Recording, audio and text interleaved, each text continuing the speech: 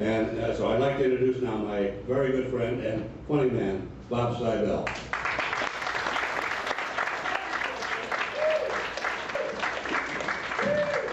Thank you. When I say thank you, I mean thank you because I do appreciate your attendance here tonight. Because of you, I don't have to work. I could be bagging groceries at Stop and Shop. No offense. And I'm very happy here. Thanks for waiting. I know it took a while to get the... But you enjoyed the food, right? Yeah. You had the dessert? Yeah. Just enjoy life, because laughter is a very important thing. You agree? And I mean that sincerely. It's not a luxury. It's a necessity. You've got to laugh. It will extend your life. True story. It will extend your life. You ever got any Norman Cousins? Yes. He laughed himself into remission from a bad disease. That's the power of laughter, huh? And I mean that sincerely. You've got to lighten up. Get the ramrod out of your butt and lighten up. Because life is short. And where I come from, life is really short. A very wealthy city. I shouldn't drop it right away. I come from Lynn. Yeah, right, yeah. I know you people, the jealousy, you know. Some people have all the luck.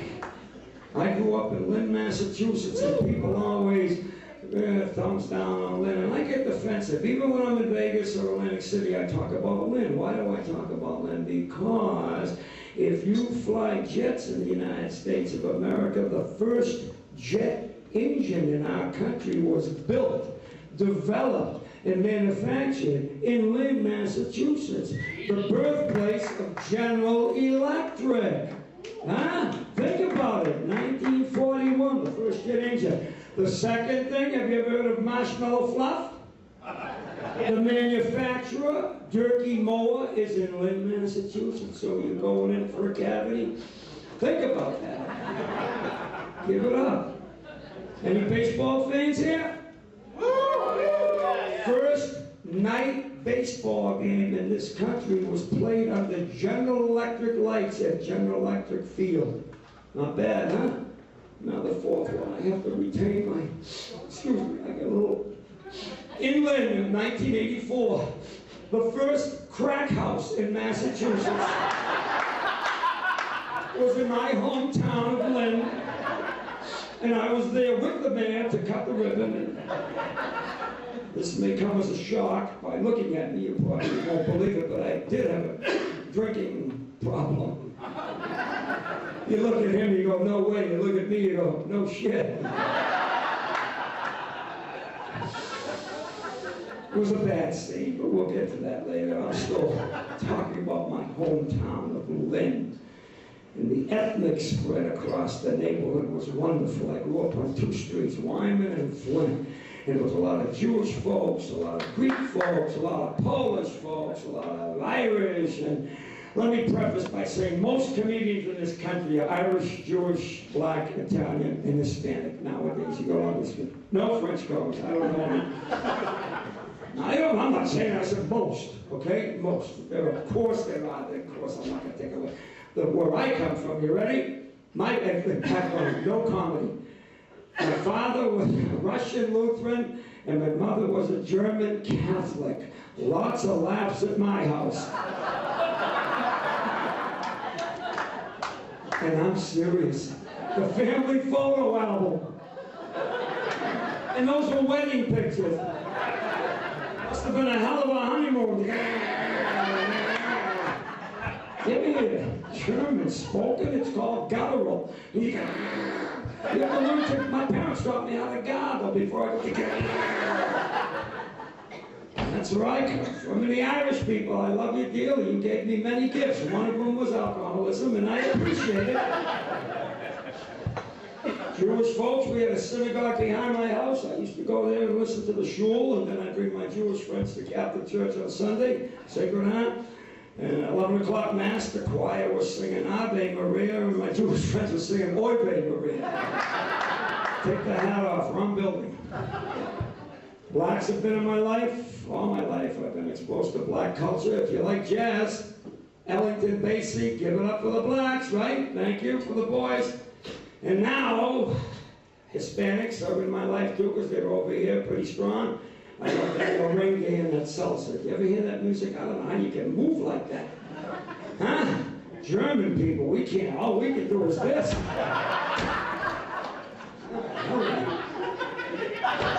try to put it together. The Italians, man, those Italians, they gave me something, a love of language. How many Italians other than the lady I'm with? Where are the Italianos? Okay. All right, now, where are you, honey bunny? First, give me your Italian name, not your marriage name. Give me your Italian name. Galuccio, with a G. Galuccio. First name? Camille Galuccio. I'm not sensitive. Give me their names, Camille Galuccio. Meet my girlfriend up back, Diana Maria Charina. Jesus, Mary, sounds like a law firm. Galuccio Charina. And she dates me, Orbit Conrad Seibel. And that's why I envy the Italians. They have a language. Have you ever heard it spoken? It's called a romance language. Anything an Italian says sounds romantic. Nothing a German says sounds romantic. I'll count from 1 to 5. Are you ready, Galucci? 1, 2, 3, 4, 5.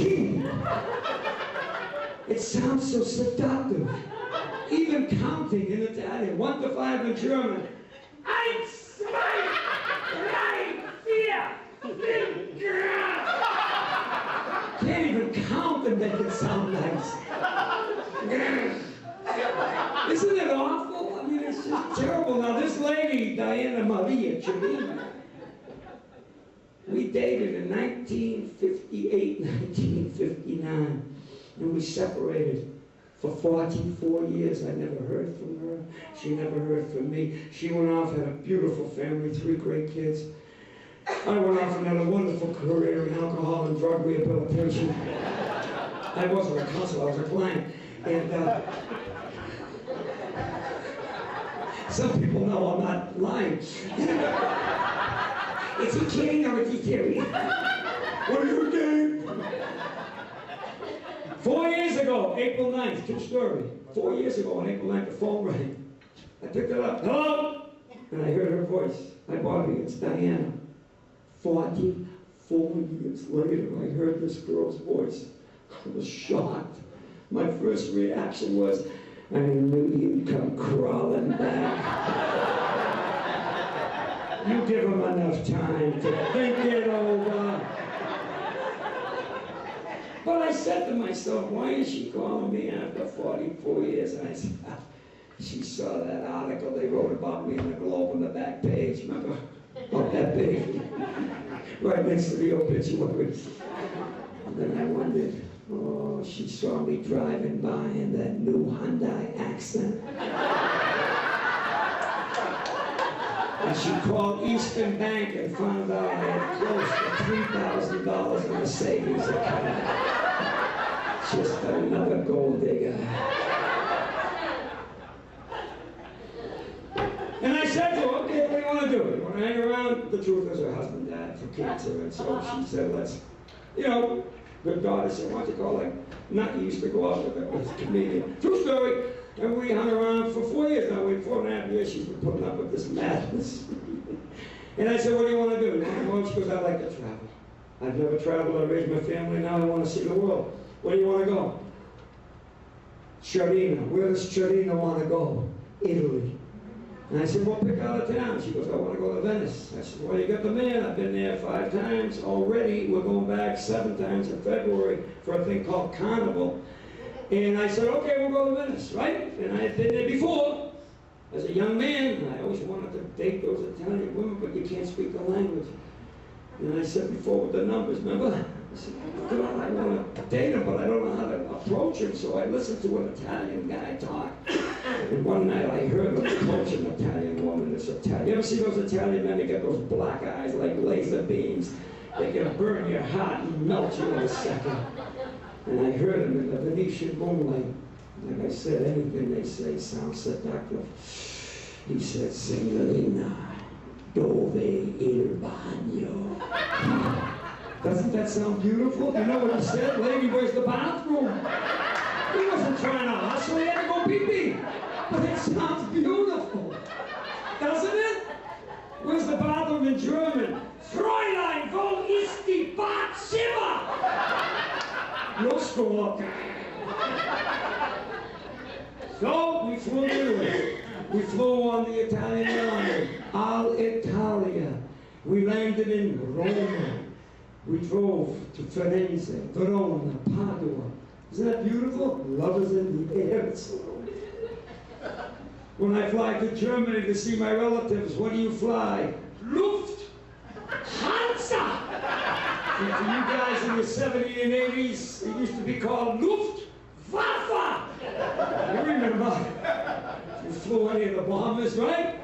And the stewardess was so military. She walked up to me, I'm sitting there, she went, would you like some bingo? Or Seibel! It's over, give up! We won! That's why you speak English!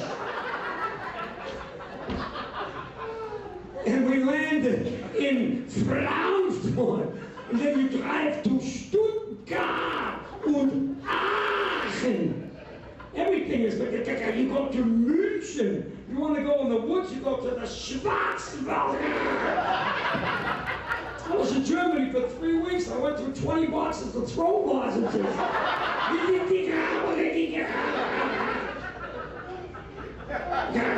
How can you ruin the most beautiful words in any language? I love you. What is your name? Jackie, I'm going to say I love you in Italian. Would you hold her back? Women have jumped on the stage. Are you ready, Jackie? Just relax. Cara mia, Jackie. Te amo. Ooh, look at the left leg. All right, let her go. She might go on to the exit. You say I love you in German. Jackie! Jackie, ich liebe dich! Liebe dich, I should be talking to him!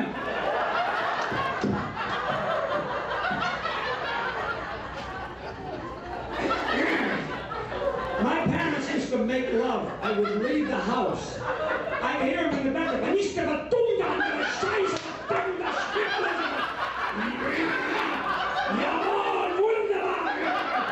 Ich komme, Dankeschön! And that was my mother!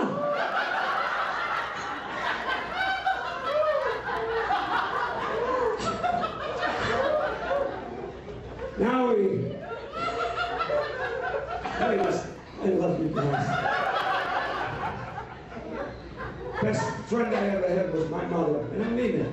In reference to Diana, my mother was my best friend, and I mean that sincerely for reasons which I will talk about now. She died in 1981. She was 77. She died physically, but mentally she's still running my life. The cord was never cut.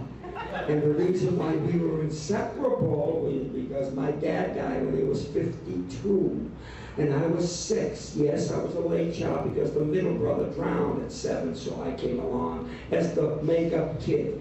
And he died at 52. I was 6, so I had nobody to identify. Who did I imprint on? My mother. And we were inseparable until that first day of school. Remember when your mother walks you to school? And I'm happy at my lunch pail, I'm skipping, I'm holding my mother's hand. I didn't realize she was going to leave me at the steps of the school. I've never been separated from my mother. I'm out there crying. It was my first day of college. All right, we were too close, all right? Inseparable. And all of my emotions are feminine. I have no male emotions. Isn't that weird? I have the face of a mass murderer and the heart of Mother Teresa. I'm a wuss, I'm a wimp. I have no emotions for violence. I was in the army when it came time for my MOS. They put me in the kitchen. Yeah, you go in the kitchen, KP. We'll fight the war. You have the meal lady. I did more KP than anybody. But all the emotions But just like every woman in this room, if you hurt me, I won't get angry, I'll get even. He knows what I'm talking about. Oh, I'll forgive, but I will never forget. Is it true, gentlemen? You're a veteran, you know what I'm talking about. I'm not about the military. How many years have you kids been married? 53 years. You'll identify with most of this. It's true. You could mess up one night and you say to your lady or your girlfriend, I'm sorry, I was a jerk, and she'll say, oh, it's forgiven. But it's filed up here, installed by genetics. It's called a Rolodex. And all of your violations are filed nice and neatly, and resentment and festers. And 2 years from tonight, you'd be arguing about some triviality, and she'll pull it up and go, I'll never forget what you did at the Amesbury Playhouse. Rain was expected the following morning. Traffic was light on 93. They got the weather and the traffic still in their head. Men are like Stallone. Hey, Adrian!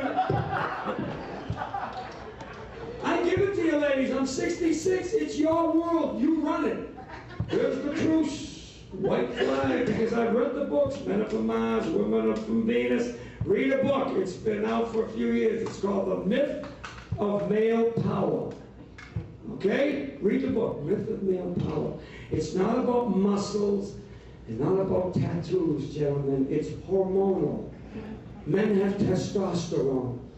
Useless chemical. Useless, no viscosity. Maybe you could lubricate ball bearings on a bicycle.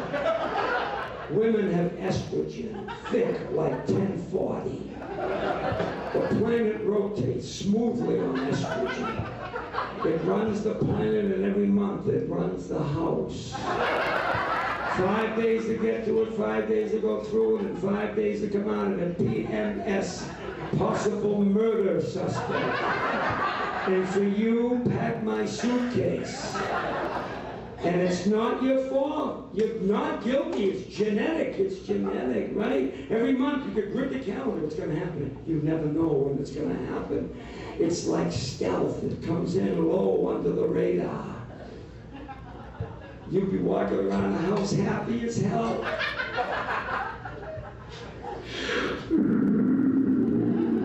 It's back. And the poor husband comes home 8 hours later. I am home. Make your own supper.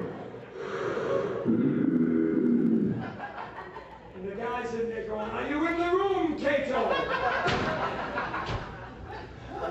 And he tries to be affectionate. Honey, give me a hug. I've been married twice. Give me a hug, honey. Don't hug me. I've got fluid buildup. What are you, a Buick? And then they talk in tongues and you don't even know what you're saying. I love you. I hate you. Please stay. I've got a restraining order. You'll see men, young men, old men, walking the streets at 2 in the morning just talking to themselves. I don't know what to do. You tell me. I have no clue. I don't know what to do. I'm looking for a Bluetooth. I don't know. You tell me. I don't know. You tell me what I can do. I don't know what to do. When you go back to the house, look through the window. Make sure the broom is back in the closet. Open the door cautiously, and that lady will be standing there. I'm so sorry. I wasn't myself. No shit. Who were you, Seibel? And I'm on your side. I was brought up by my mother and my Aunt Sophie, so, you know, I know the female perspective. Health-wise, men have no idea what it is for a woman to age, right, guys? Man, aging's tougher on a woman. I'm 66, all right? It's getting thin. And pretty soon I gotta buy a good piece. So I respect that, man. That's the way I want to be. But I'm vain. I'm competing with young people, so I gotta buy a pelt. But buy a good pelt. You know, you don't want. You ever get the cheap pelts and the guy turns his head and the pelt stays there? You know, get a good pelt. The face, the lines. Look how deep the lines are. Look, very deep, huh? Watch this. I'm happy. I have to shave like this, though.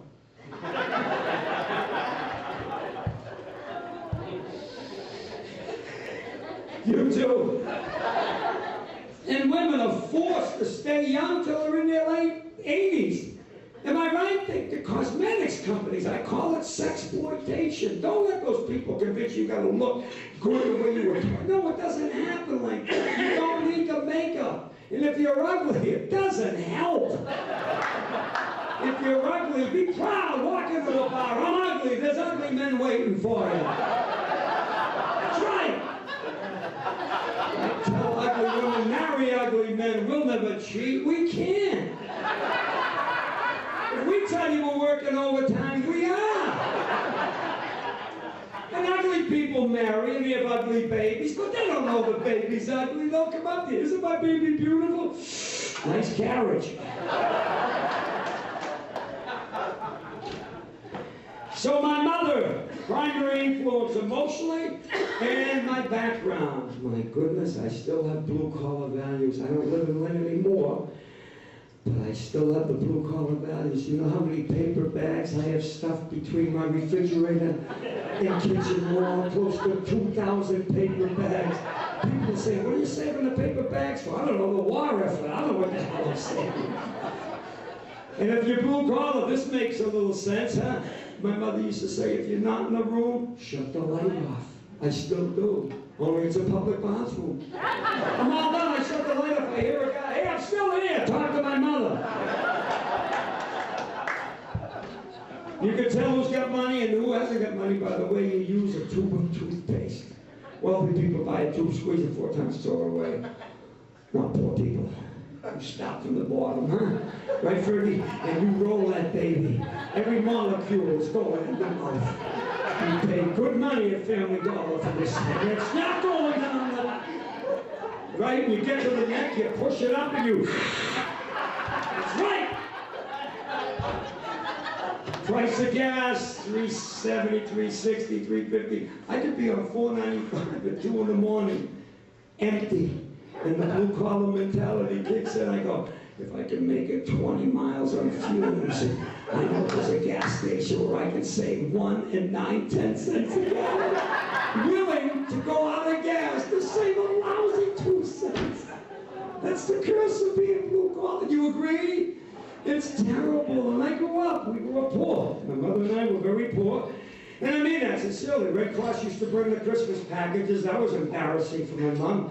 But I love the Christmas package because you get the outfit. Remember those boots called galoshes? How many people remember galoshes? The black boots that come up to here with the buckles. You never buckled. You needed a degree from Caltech. Nobody knew.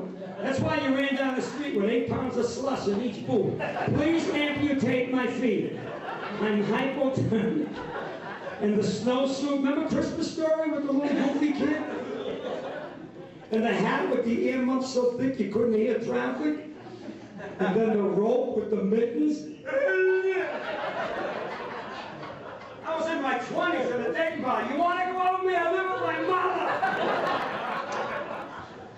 This was not Lynn. This was loser. You remember the mittens? And the mittens were on, secure. You never lost the mitten, but you couldn't throw a snowball. We hit the truck, but we had a migraine till spring. See, I grew up in the 50s when there was respect for authority. Now it's a permissive society. You can do anything you want. You can get away with it. When we were kids, if we threw snowballs and hit an automobile, we would run like hell. Hide in someone's house for 24 hours because we were convinced the guy would take the day off to grid the neighborhood, find us, and kill us. Fear. Today, no fear. I'm driving down the street in a snowstorm, little kids throwing snowballs intentionally at my windshield. I'm thinking back in the 50s. I hit the brakes, I jumped out. Hey, I figured they'd run. Come on, you little bastard! We'll kick your ass! When you can keep the vehicle, just put the weapons on safety.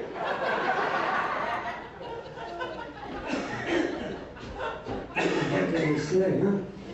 It's a different world. Now, I migrated in 1986 from Lynn to Newburyport. That was a culture shock. Blue collar goes to blue blood. Oh, I was not prepared socially.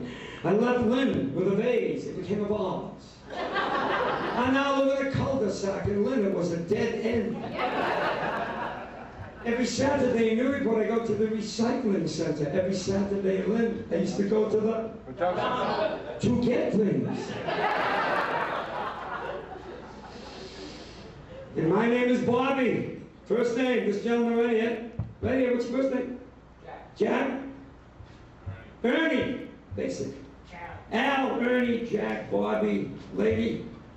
Diana, meet Diana. Lady, Jackie. Blue collar names. These are the names I grew up with back in the 50s in Lynn, right? I don't hear these names in Newburyport. I hear wealthy children's names. I walk down High Street, I hear a mother go, Justin, Jason, hello, Holly, Courtney, Caitlin, Megan, Tiffany. Are you going to the regatta? I'm from West Lynn. What is a regatta?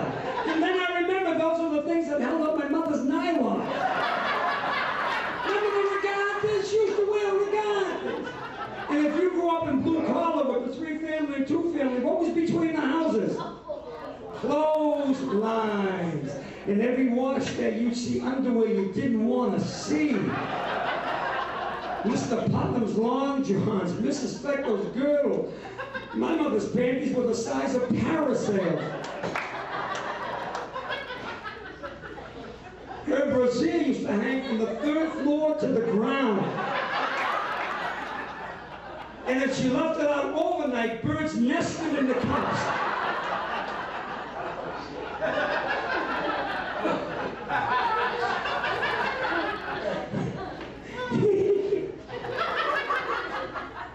Now, as I said, single parent, my mother, I had to take her shopping. When she got older, it was my job. She helped me out through my problem with alcohol, and then I would reciprocate as I got cleaned up in 77, so she died in 81. So those last 4 or 5 years, I was with her the day she left the planet, so I feel cool. But I had to take her shopping. Did you ever take a senior citizen shopping? I'd have to get over the house early because it took an hour to get the orthopedic shoes on. She had those poor, the toes were all bent, and she had arthritis, rheumatoid arthritis, but the immigrants can't say arthritis. I used to call her, Ma, how do you feel? I'm in bed, mid-arthritis. I thought she was sleeping with a Greek guy. The Greeks have names, arthritis, halitosis, they all got those Greek names.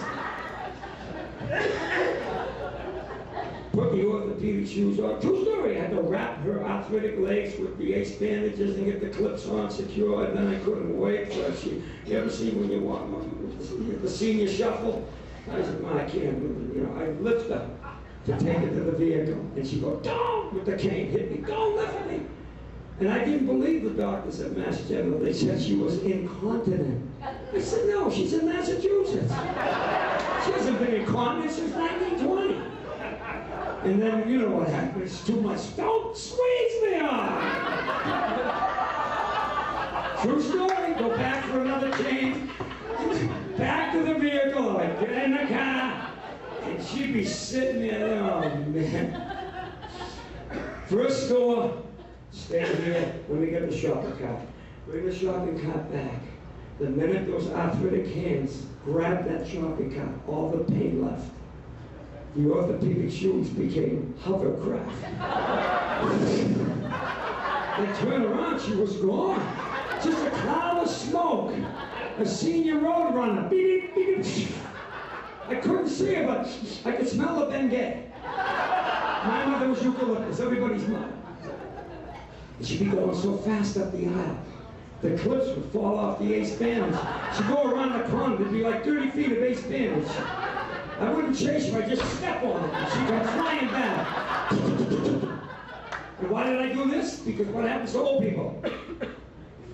My German mother shrunk to the size of a Hummel. I used to keep her on the knick-knack shelf.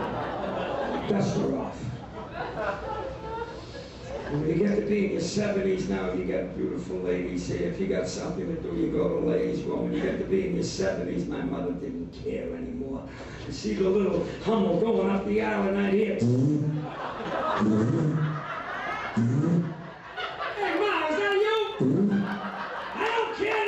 off.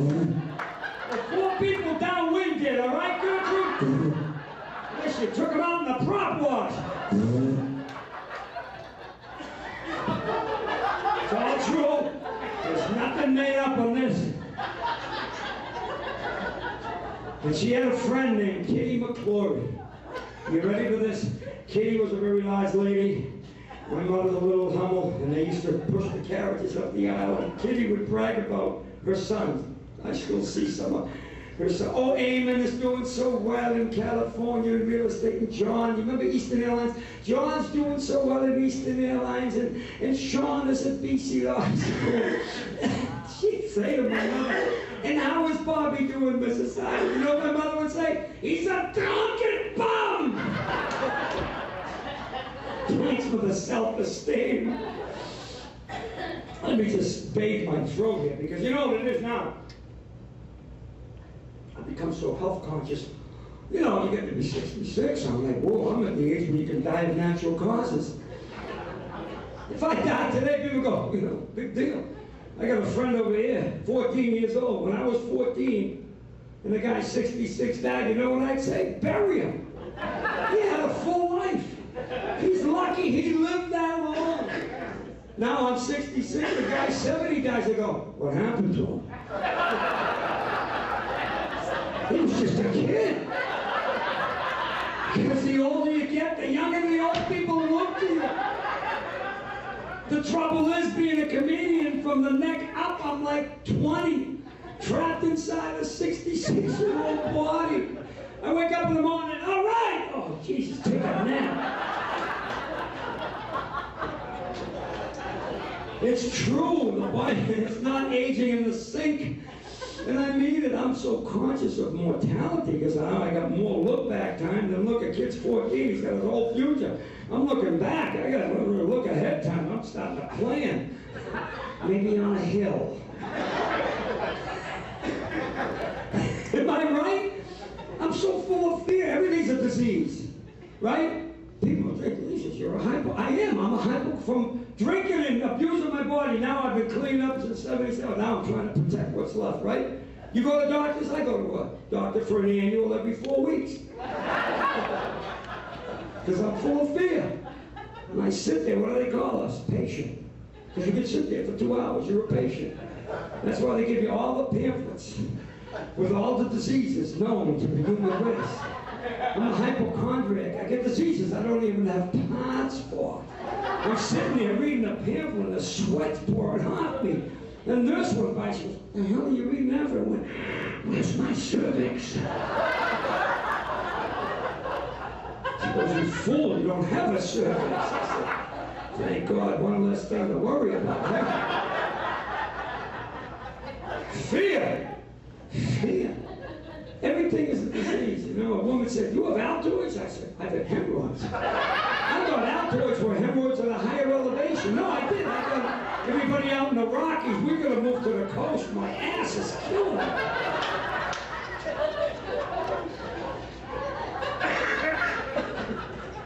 What's the big killer? Cancer. Cancer. Don't take it seriously. Laugh at it. Like I said, laugh at your enemy. Cancer. That's a scare. I lost 2 weeks ago to cancer. But what am I going to do? Cry? Laugh about it. Defend your immune system against the poison. But I'm a hypochondriac, right? If I get a headache, I know it's a brain tumor. Right? Am I right? I get a headache. Oh, Jesus, it's a brain tumor. I check my breasts every morning. I got the car, radiating in the nipple. How I do? I make sure the milk ducts are okay. Testicle cancer, you know what I'm talking about. You have to check your testicles. That explains all the Italian guys in the North End. Vinny, how you doing? How you doing? Uno, due, va bene, va bene. They're checking for cancer. And I thought it was a cultural thing.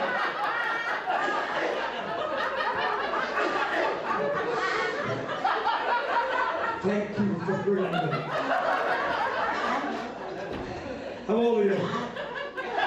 75? I hope I look like that, my friend. No, I'm serious, you look fantastic. Doesn't he? Damn good looking man, 75. You know the term polyp. You get a punk kid up here, 14. What's your first name? I forgot it. John. John? John. Is it John? Yeah. John, I asked the kid, John, what's a polyp? He thinks it's a flower like a tulip. He says, yeah, they grow in the sun. No, we know they grow in the shade, right? You'll find out, John. Give him another 30 years. Don't worry. Colonoscopy, it's part of life, right? It's the procedure. Colonoscopy, $2,000. I couldn't do it. I did it myself. I went to Home Depot, get 10-foot garden hose. Make sure it's thin gauge. Thin gauge! And it wasn't the hose that hurt, it was that flashlight I duct taped to the front. Halfway up, I look at a lighthouse on Thatcher's Island.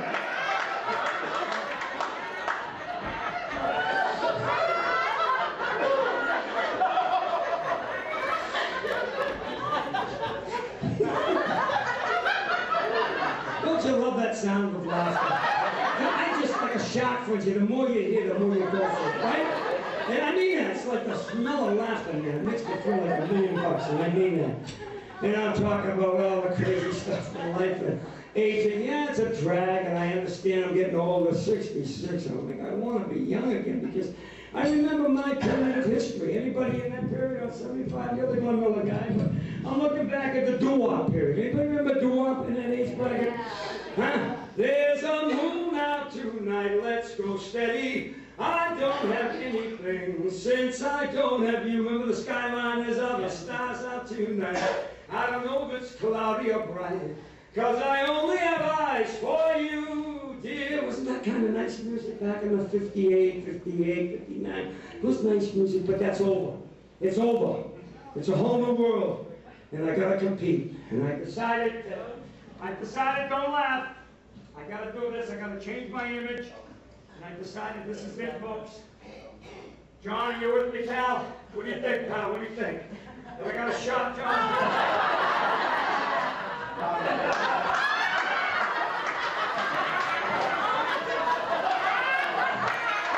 What do you think, John? Am I going to be all right, John? Look. I know, John, you got M&M. M&M's cleared out of his closet. John, I want to be the first white rod by Anima. Clean out my gut. 66, I'm doing my thing. I love to dance and I love to sing. I'm getting paid for this. So now nobody here, put me down. I'll punch you in the face and I'll make you frown. Mofo, mofo, mofo.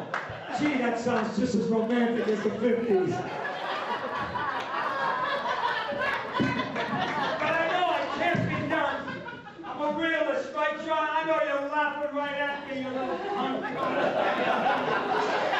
I know it, John. I know it's over because this year, November 25th, I'll be 67. And then next year, I'll be 68. And then the year after that,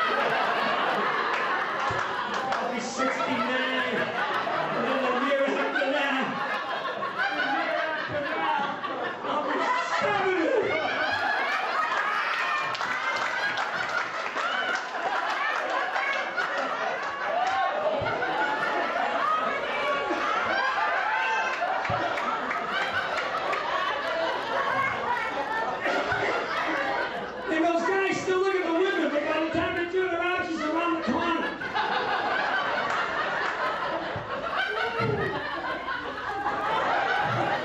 Thank you, Jesus. And I don't mind aging. I don't mind aging, but there are certain places where the elderly should be prohibited. I think the registry of motor vehicles should have a special test for elderly drivers. You must show signs of life. You cannot be driving with an exterior life support system. Now, the people I'm talking about are in their late hundreds. Mostly are in Boca Raton. That's where I run into these people. And why do they drive the largest vehicle manufactured in our country? The 4-door Lincoln Town Car. Please, driver Cooper. Something small that I can negotiate around. No, the big 4-door Lincoln Town Car with a sticker on my bumper. Ask me about my grandchildren. His grandchildren in their late 80s. And this is all you see when you get behind them, because you're right on them fast. They're doing 6.5 in a 65-mile-an-hour speed zone because of glaucoma. He thinks there's a decimal point up there. So you're right on his back, and you're looking through the rear window, and you're like, who the hell is driving? There's nobody driving. There are no eyes near the windshield. And then you notice a periscope looking for traffic. So you know he's a German. His headlights are on. They're on all day. You go to a funeral, it'll be 15 minutes. Leave them on. His teeth are in a glass on the dashboard. St. Christopher hung himself off the rearview mirror. His directional is on. It's been on since 2004. And I blew the horn on my car. I figured he'd pull over. Senior citizen road rage. He put his window down and gave me the finger. But he had arthritis.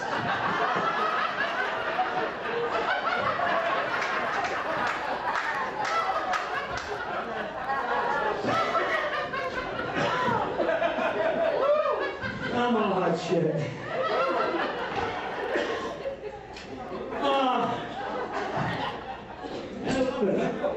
You know, in case you wonder, we're doing another show at 1 o'clock tomorrow. Probably most of you won't be up by then, but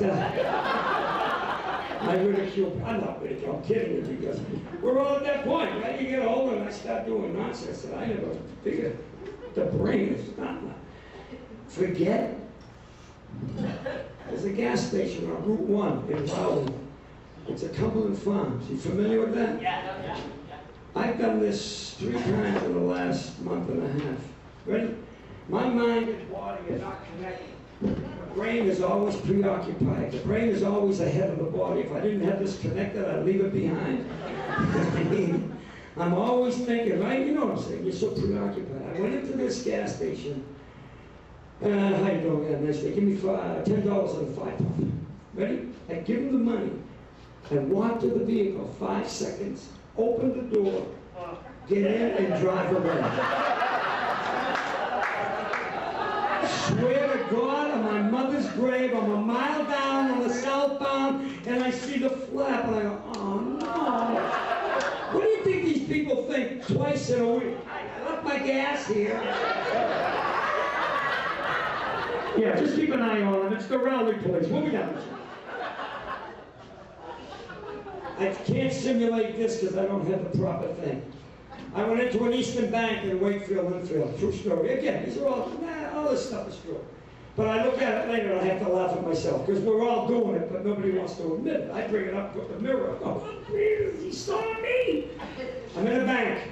Put the bank book in my pocket. Now, I don't drive. I give a Hyundai accent, so it's all, no remote. I don't go beep beep when the doors lock and open. It's just a manual, get the key like the old days, which I feel like control.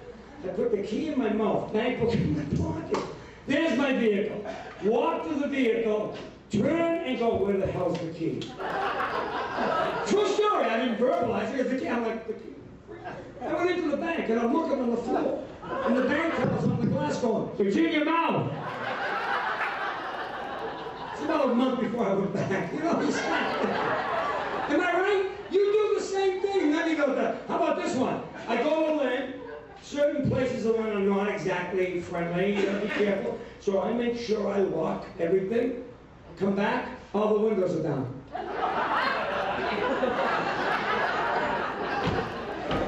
Take the time, huh? Now I'm in my little condo over here in Newburyport. I live in a 3.5, whatever the hell they call it. 3.5 rooms. I'm in the kitchen. I'm at the sink. The closet's 5 paces away. I'm at the sink. I gotta go get that. I walk over to the closet, open it up, and go, what did I come here for? And I stare off into infinity because the brain is disconnected again. Am I right? You ever been in the middle of a conversation and go, and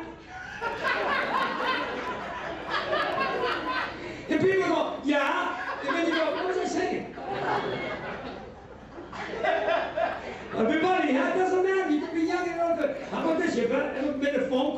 and you forget who the hell you call, and it's ringing. You go, dear Christ, who the hell I call? Help me, I don't know what to call.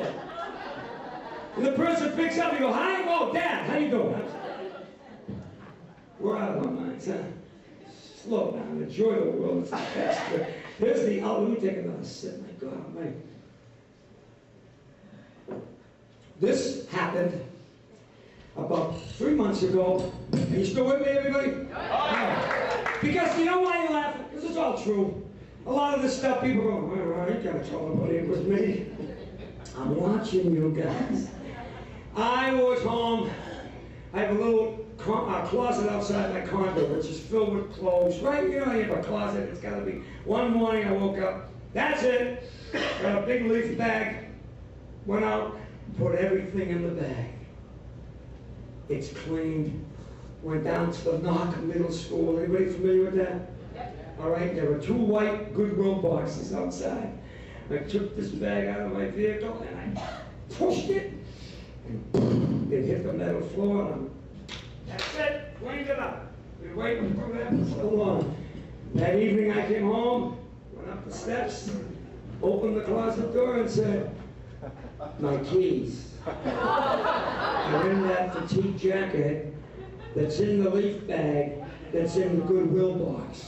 It's about 10:30 at night. I'm a jerk. Do you ever have a long talk with yourself going, maybe McLean would be a good idea? Just for a weekend. Just a weekend. I'm standing there. Again, staring at the space going, I don't believe I did this. What am I going to do? It's 10:30. So I said, okay, I'll go down to the Goodwill box. I drive down Low Street, because that's where they make you live if you're from Lynn. You can't live on High Street. You're from Lynn, move to Low Street. It's a cultural thing. Now, I drive to the high school, and there's the box. Nobody around, so I pull my little Hyundai up, put the hazard lights on. So if anybody comes by, you know, you see I'm not trying to sneak around and flashes around. And I go up, and I can just about get my shoulders into the, you ever looked at that box with a little small hole? And I'm in there and I'm going, oh God, this morning when the bag hit the floor, it was the only bag. Guess what? There must have been 30 bags in here by now. I'm going, oh, I'm going to have to go somewhere. I'll call Diana, or I'll go sleep in the vehicle or something. But I see a light on in the Knock Middle School. It's about 20 minutes of 11. And I go over, and the guy opens the door. Can I help you? I'm 66, I got hemorrhoids, and you start giving them please help me, I can't hold. The guy goes, oh, I can't help you, it's a private group. And he said, why don't you look for an 800 number? Then he calls his friend, George, I'll be right back, I gotta help this guy, we'll find. True story, nothing made up. We're walking out, and I said, listen, can you wait a minute while we're walking to the box? Let me shut my lights off here, all right? Went over to the vehicle, shut the lights off, turned around, the guy's gone. I said, what a jerk. I'm in the middle of the night, and he left me here. True story. About 3 seconds later, I hear, what color is the bag? I said, where are you? I'm in the box. I said, hey, it's not that important. I see the 800. Now, come on out. Please come out. I mean, God's sake, it's not please. I know this. He went like this. Don't worry, I can see. I've got light. Oh, okay. No, a cigarette lighter. Now I'm panicking. Combustibles. I'm going, listen, pal, it's not, I swear, I'll go get a room somewhere, please. And then I hear him on the cell phone. Honey, I'm going to be a little late. I'm in the Goodwill box. How about I got to find his keys? And I'm out there going, his wife's really going to believe that. Yeah, I'm sure you are. True story. Now the bags come up. Single file. I don't have the heart to tell him that it's down on the floor because he can't get there anyways. He's up and he's a thin. Remember Eddie Arcaro, the jockey? That's what he looked like. Thin, short guy. He looked just like a racing jockey. And he's in there. X-Back comes up, and I know I'm not going to write. I got to make believe, and I'm opening it down. I'm a poor kid from West Lynn. The bags I'm opening are from Newburyport donations. And I'm starting to look at these clothes, and I said, that's a nice shirt. So I set up a little nice pants. I figured Easter's coming, you know, I don't have to go to consignment this year. So I'm setting up my stash, and the guy goes, how come you taking so long? Put things on. We got 15 bags. I hear a vehicle behind me. Now we got a picture with these two police officers. There's a Hyundai. There's a guy talking to a box. Now it's past 11 o'clock, and the box is answering, and I'm surrounded by bags, and I got my own collection. True story. This young police, he put his window down. He looked at me. He looked at the scene. You know what he said? We don't even want to know.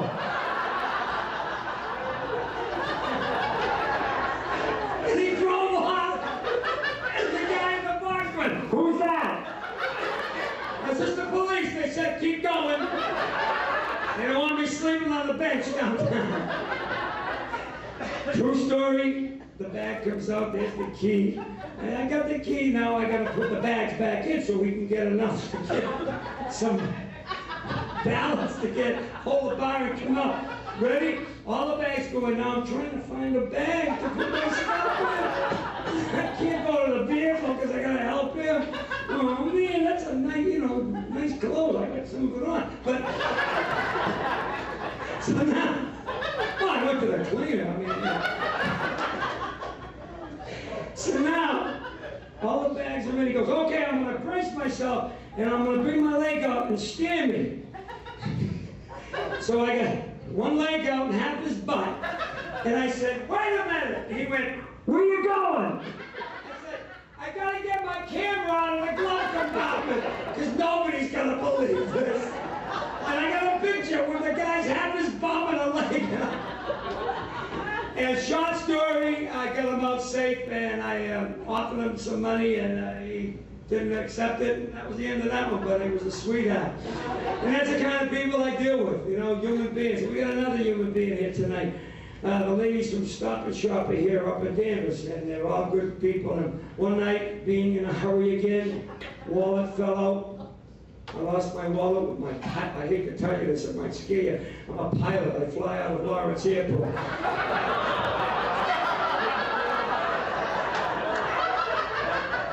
When I got my pilot's license in 01, you know when I got my license? September 2nd of 01. Think of that. 9/11 was 8 days later. They weren't giving out the licenses anymore. Right under the wire I got in. But I called my friend when I got my pilot's license. I said, Ronnie, I got my pilot's license. You want to go flying? He says, I love you like a brother, but I wouldn't get in a simulator with you.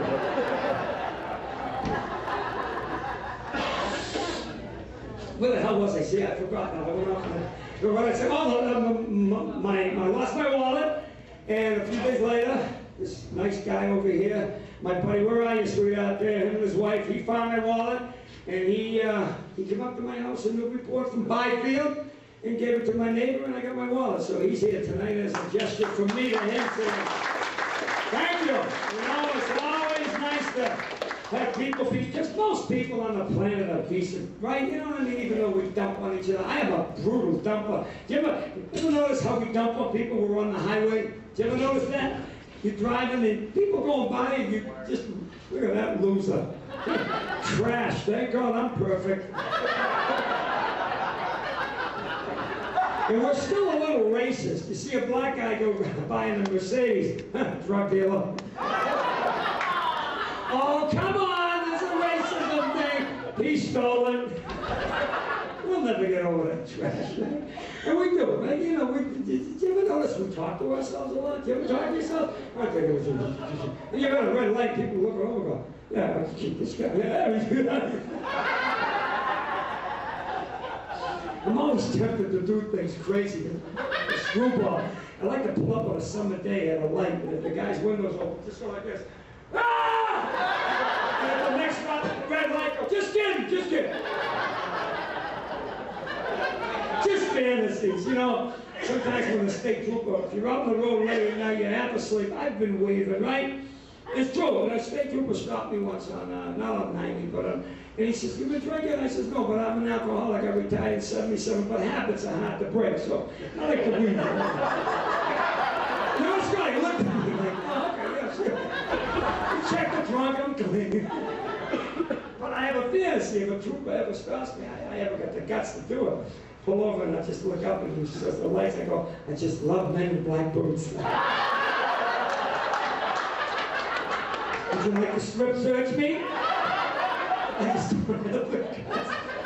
We don't fear. We all live in a fantasy. And when we're driving, you ever notice we're all legal when there's a state trooper on the highway, we're all obey the speed limit, and you're all under your breath going, "When the hell is he going to leave?"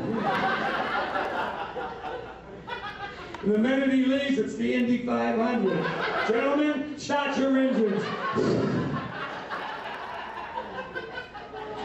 That's why I miss being a child, you know. You ever see little children? I go to Plum Island, little babies running around naked, little 3, 4, 5. I did it one weekend about a year ago. I got arrested.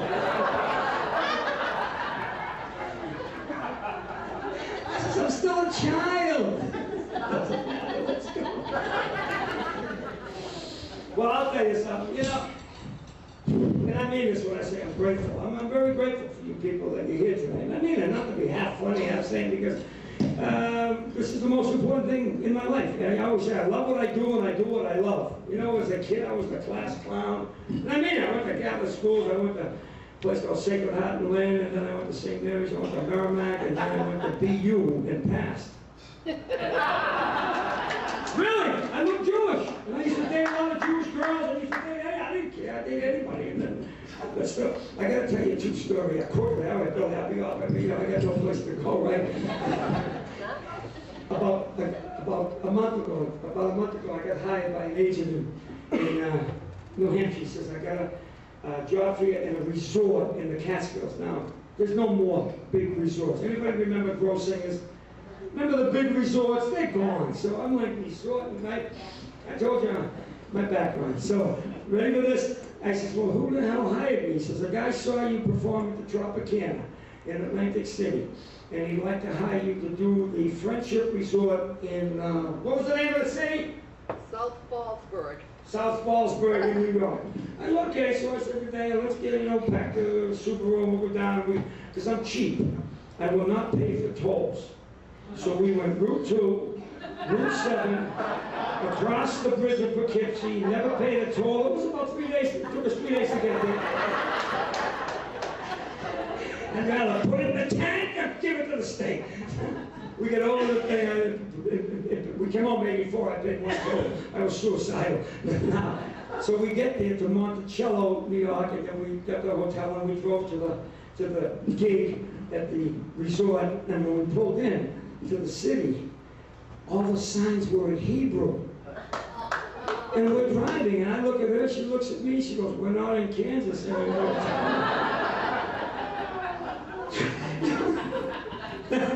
We're driving, and I said, "I don't know how to get there, I can't read the signs." So we went to a police officer. I said, "Listen, I'm not Jewish, I'm doing a gig here somewhere, and I can't read the signs," and the police are here. Bump, bump, bump, stop, left, right. And true story, we pull up into the parking lot of the Friendship Resorts, and we pull in, and I go, "Holy God." It was all Orthodox Jewish cats, man. The black yarmulke, the white shirt, the black pants, and all the girls were in black with black flats on, and I'm like, what the hell was this guy thinking? From the Tropicana, Benny. His name is Benny. And so I said, "Stay in the vehicle, I'll go check it out." So I walk in, I look like Mr. Hollywood, I got the Hollywood shirt, and she's dressed to kill. She doesn't go in malls. She goes to QVC on television. If it wasn't for QVC, she'd be naked tonight. She doesn't go out. But she's dressed to kill. Get the picture now, I'm looking like Mr. Hollywood. She looks like a New York hawker. Dressed to kill, with the outfit, all this beautiful clothing. And all these young women are all in black and they shave their heads. That's part of the religion, and they wigs and everything. Beautiful women, but now I walk in and I'm like, the guy, Benny, who saw me in Vegas, Atlantic City, come running up and he hugs me. I said, "Benny, what are you thinking? I can't do the bits." He goes, "You do exactly what you did in Atlantic City. Okay, Benny. So we're waiting, and all the ladies file in, and they all sit on one side, because there is segregation between the men and the women. And the men sit here, and all the ladies sit over there, and they have a whole table with locks and, you know, and all the knish. I love knish. I'm not for knish, but because I grew up like in the Jewish thing, and I knew all the food, and I'm like, I'm starving you, but I won't eat because I'm nervous. What the hell's going to happen here? You know who opened for me? You know what klezmer music is? No? Anybody know klezmer? It's a Jewish band, and they're playing music, and they're good. And I'm like, I like drumming, and I listen to the guy, and then the guy brings me out. And now, we've all been waiting for this man. He is mensch. You know what mensch means? He's like one of us. He's a brother. And I walk on stage, and I'm standing, Diana's sitting there, and she says, I've never seen a sheep go to the slaughter. Here's my opening line, because Penny said, do your shtick. And I said, most comics in the country, Jewish, Irish, blacks, Italians, and Hispanic. My old man was a Russian. We were plenty. And at the end, there was the tall rabbi with the whole outfit on, and I said to Diana, I think I'm opening for this guy. I think he's the headliner. But it turned out good. The guy a week later called me and said he had a ball. I don't know if that made any sense, but it's just like, if they know you're talking from me and nobody gives a damn, right? It's just enjoy yourself. Well, listen, I've had a great time. I love being here. Bill, I want to thank you. Bill Brooks has been a supporter of comedy, 84, Bill? Yeah. Back in Amesbury, when there was when he had a small place, that's where we started, over here, and I'm a big fan. You've got to come and see the theater they put on here. Have you ever come to see the theater that's put? Please come. They put on, like last time was Guys and Dolls, and what was that one on the 23rd floor? Tell me what it was. Laughter on the 23rd. That was all about the writers for the Six Caesar show. Sid Caesar was one of my idols, as well as Phil Silvers. Remember him? Oh, yeah. Sergeant Bilko. Come and support Bill Brooks in the theater here. Good stuff, and I mean it. And if you got nothing to do tomorrow, don't come back at 1 o'clock, because it's the same stuff. No, and I mean it from my heart. I appreciate this, and I mean, this money tonight, I'm going to donate it to my bank account.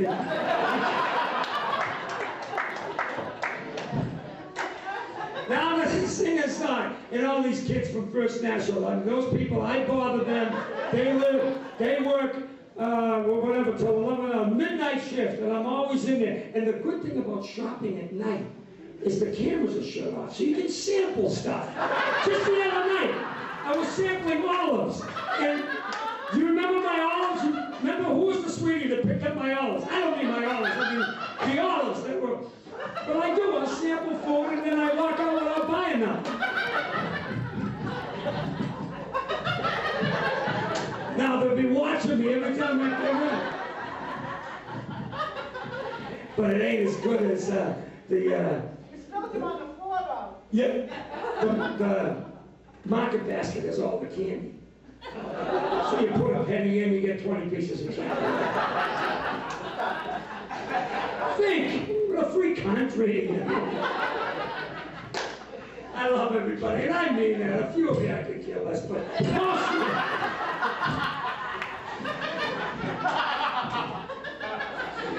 you. This song I heard first time at a place called Newport, Rhode Island, when I was like 17 or 18. There was a guy singing. He died in 05. His name was Ray Charles. And Ray Charles changed music in our country. He brought a lot of stuff in. Country western, you know, he brought a lot of stuff back. Ray was a very powerful influence in my life when I was back and stuff. And I heard this song, and I dedicate this to people who enjoy their life and live every day. Because it's, you know, it's called Let the Good Times Roll. Listen to the words. And I ask you, you live in a free country, people pay dues, you give you freedom. So when I say put your hands together, don't sit there, put them together. Are you ready? One, come on. Come on, everybody.